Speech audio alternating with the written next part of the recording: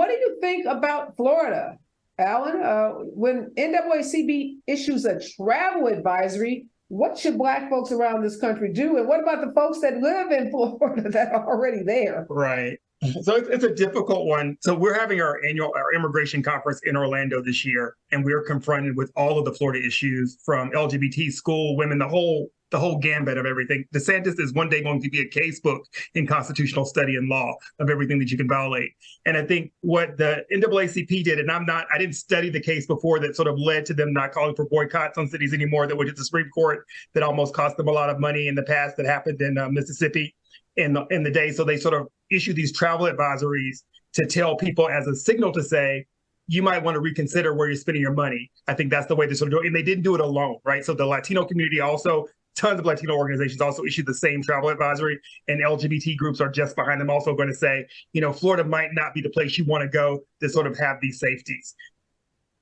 Well, let me ask you this, Alan. I don't assume you are the decision maker with respect to this conference, but why is your immigration conference going to Florida in light of how Florida has behaved? It's booked 5 years in advance. So it would be a shot in the foot financially to move it at this point when we have 44,000 attorneys coming there. And we're not going there to vacation. We're going to train lawyers how to fight against what's going on in Florida in immigration rules and laws. We're also doing tons of activist events on the ground, registering people to vote, naturalization clinic, educating people on the new Florida rules, right? Which I also wanted to say, because I'm an immigration attorney, that there has not been an invasion. So people know that was all bullcrap from the very beginning about people coming across the borders and all that other stuff. And Mayorkas and all that stuff was sort of just drama that does not exist.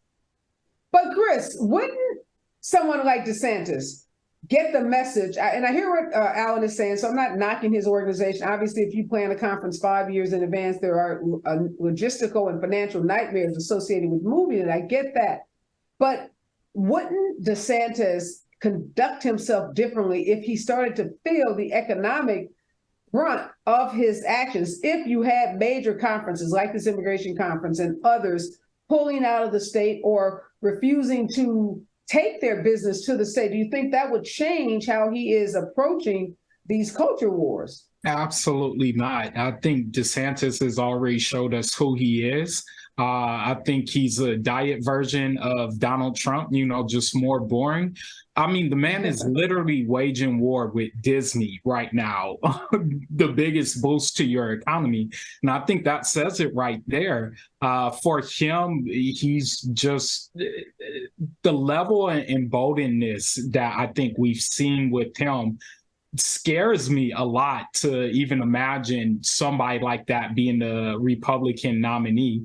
I don't care how much we hit his pocketbooks. He does not care at this point. This is all pageantry, political stunt, and he really believes the stuff that he's doing. And somebody like that, you can't change or reason with. Yeah, I hear what you're saying, although I don't think I'm convinced that if he started to have major dollars being withdrawn from that economy, that he would not feel pressure from those other Republicans in that state legislature, other Republican business owners, to, even if it's quietly, to start changing his tune. Because at the end of the day, a lot of these folks are there in Florida. They run big companies. They're trying to make money. They don't want to be embroiled in these culture wars. They want to attract the best and the brightest in college students. So this is impacting students who may be thinking of going there, bringing their talents to work in Florida. And I think some kind of, I don't know what's he didn't react big to the Disney thing last week, though. Remember last week, Disney said they weren't, and that's sort of speculative. I understand that they weren't doing it right away. But, when they pulled that out, you didn't see him come back and sort of regurgitate any of his words. And I don't think it's going to be immediate like that. Obviously, the guy has a big ego. And so when these guys, back themselves into a corner like this is what's happening with the debt limit discussions. There's some breaking news on that.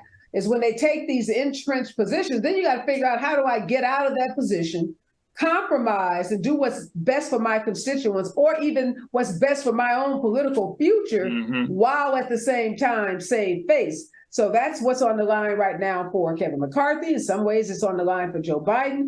And that's what politicians are always weighing, the constituents and their own political, legacy, or in this case, legacy for Biden, but career advancement for someone like DeSantis, because, being governor of Florida he needs Republican backers. He needs those big corporations pouring into that campaign. And if they're like, dude, you're costing us billions of dollars, then they are not going to make those kinds of investments. And his candidacy for presidency will be DOA. Yeah. So I'd like to see some of these Republican businesses really start to hold his feet to the fire. And not that he would change because he cares about the citizens.